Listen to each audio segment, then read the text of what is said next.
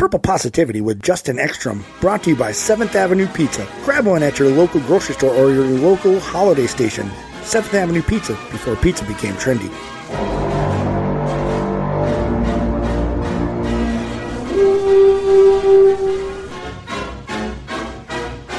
Welcome into another episode of Purple Positivity. That's right, it's still positive because the Vikings are positively still in the playoff hunt. None of us knows how or why, to be honest with you. I'm Justin Ekstrom at the Sports Crib 21, and I'm here to tell you that the season has been crazy. Mostly crazy towards injuries. How many third stringers can we throw out there against Green Bay and still believe we have a chance at winning this game? Vegas seems to think Vikes are a 3-point favorite. We'll get into that here in a little bit. But the Vikings against the Lions, I don't know, man. I was told that Nick Mullins, I-N-T-S at the end of that, Nick Mullins, copyright Justin Eckerstormer, I was told that he was supposed to be the safe start, the safe player, the safe QB that's not going to turn the ball over. I understand the offensive line was basically like ushering every single defender straight into his lap, but still, that is one of the weirdest back-to-back weeks where he's like spinning away. This wasn't even one of his interceptions, one of his almost interceptions, where he's spinning away. And like, he's going to get sacked. Instead of just taking the sack like a regular man, tosses the ball into the linebacker's gullet or the defensive lineman's gullet. That doesn't make sense to me. It's one of the weirdest things in the world. And then to see it 2 weeks in a row like that, dude, it's time to think, man. Like, I think Nick Mullins only has a job because of Kevin O'Connell, our Heavenly Father, KOC, King Cock, whatever. Because who the heck in their right mind would have them on a roster right now after what we've seen? Anyway, it's Hall Pass time. We got Jaron Hall. Everyone's been clamoring for it. Everybody wants him. They just want to see, because the last 2 weeks, you need to win the last 2 weeks. Is he our best chance to have the Vikings win the last 2 weeks?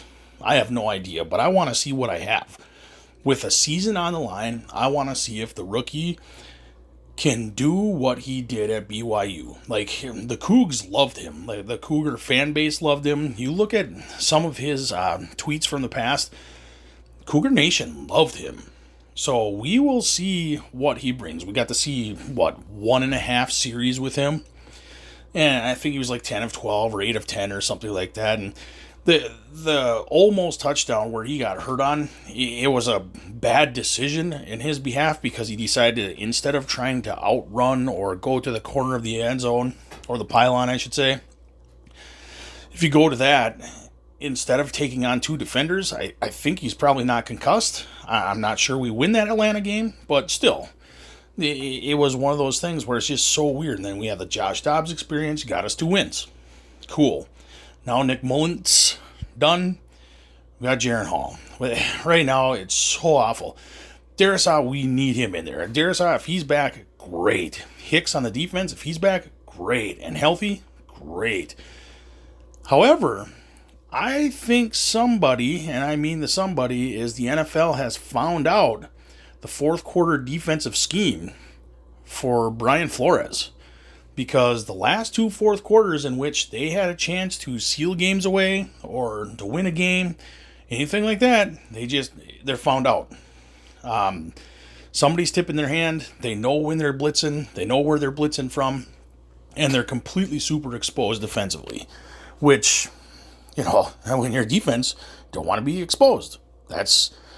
They've been exposed the last 2 weeks. And the offense can't do more than what they've had. Yeah, I know you wish, with a 21-point lead against the Bengals, you're talking about a win, but still, it's like, I don't know. It just seems like this team is still feeling it out, too, trying to figure out what their identity is. Ty Chandler, you got some explosiveness in there, but he cannot pass block 100% of the time. I'm saying he has his moments when he's pass blocking, but he's not the perfect pass blocker. He doesn't figure out where the blitz is coming from. Somebody's not helping him with that concept. There was a couple plays that, shout out to Luke Braun again. He had it broken down quite nicely. There was 2 big plays where Ty Chandler just chose the wrong spot and left his quarterback to get turned into dust. Is that just 2? Yeah, but it's still like, how many TFLs or how many sacks are happening in a game, period? If you give up 2 of the 10, like, shoot, that's bad. But there's usually about 5 or 6, and you gave up 2 of 5 or 6. Talking about 40%, something like that, 45%.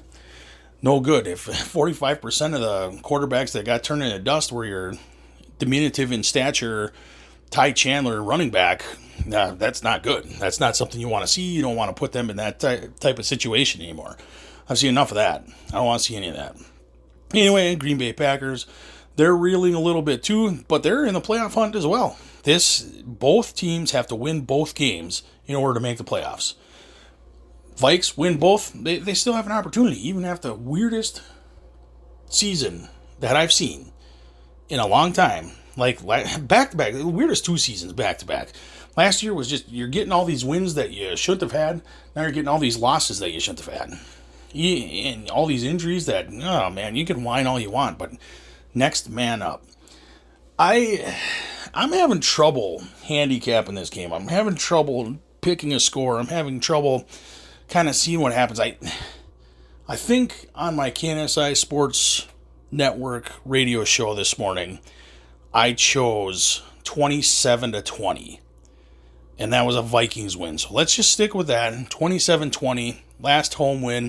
They're not going to have a home playoff game unless some miracle happens where they're the 6th seed and they take on the 7th seed to get the NFC Championship, or for the NFC Championship to go to the Super Bowl. I would love to see it. Anyway, I hope everyone had a great Christmas. I hope everyone has a happy and safe New Year. Safe is the key. Safe, my friends. And then, obviously, the perfect dad joke. I will talk to you guys next year. And as always, skol, bitches.